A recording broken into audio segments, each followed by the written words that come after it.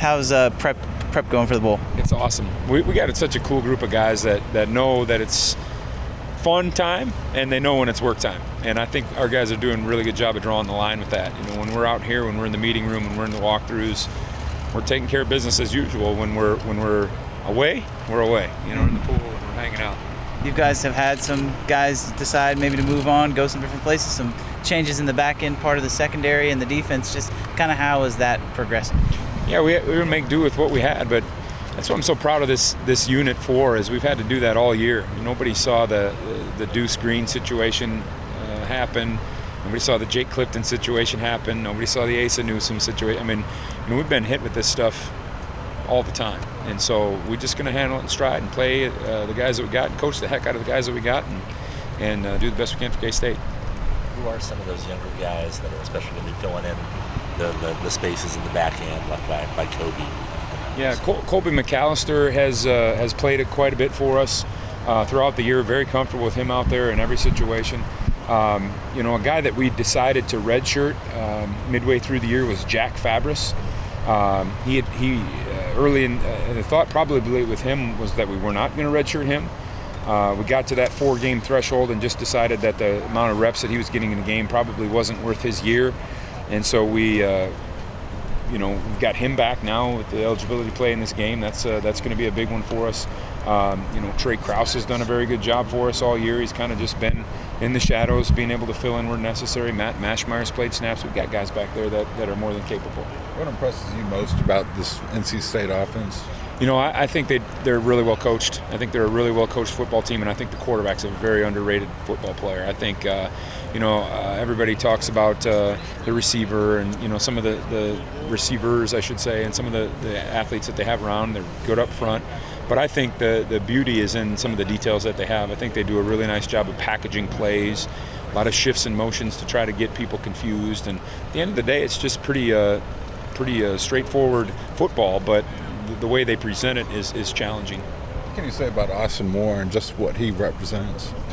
What he's done for us this year, I can't express enough gratitude for. When you lose your most vocal player, your most demanding player in Daniel Green, the one guy that was comfortable stepping on other people's toes, when he wasn't in it anymore, somebody had to fill that void. And just the maturity of Austin to recognize that, and then the courage to take that role over.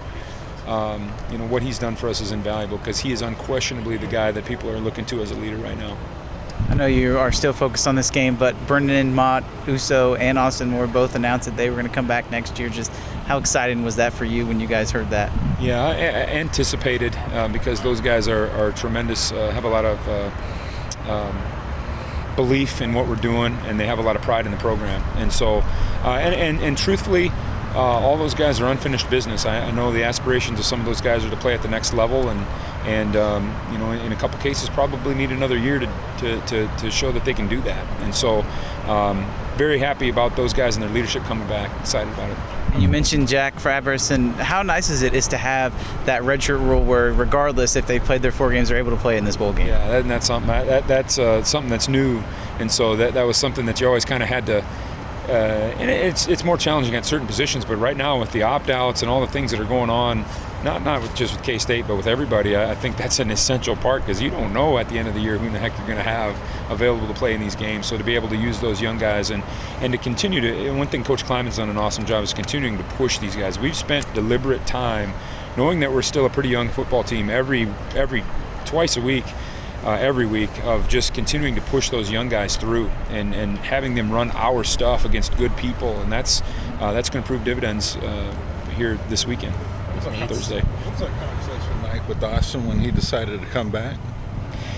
It wasn't a conversation as much as it was a series of conversations. He's a very analytical guy, and there were a lot more factors involved in it than just football. There were academic factors involved, which is refreshing. A lot of times people throw that.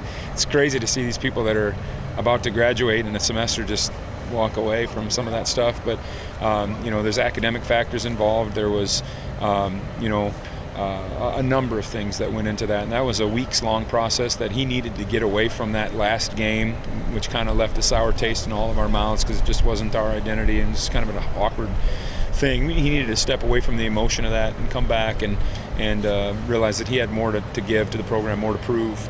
And but when he finally pulled the trigger on that, I had a feeling he was leaning that way. When he finally pulled the trigger, it was just like a big, breath of fresh air. With Nate's exit, do you expect a guy like Cheedy or Jordan Allen to kind of make their way into the rotation? Yeah, we're very talented with young defensive ends. Cheedy is a guy that's been ready to play all year, but we haven't needed to use him. Now, he's a different style than what Nate is, but he's very capable. Jordan Allen is very capable. Ryan Davis is very capable. I mean, we've got some young guys that haven't been in the fold that are very capable to do things. Maybe not in total, but in some groups, in some packages, we can get those guys doing what they do best.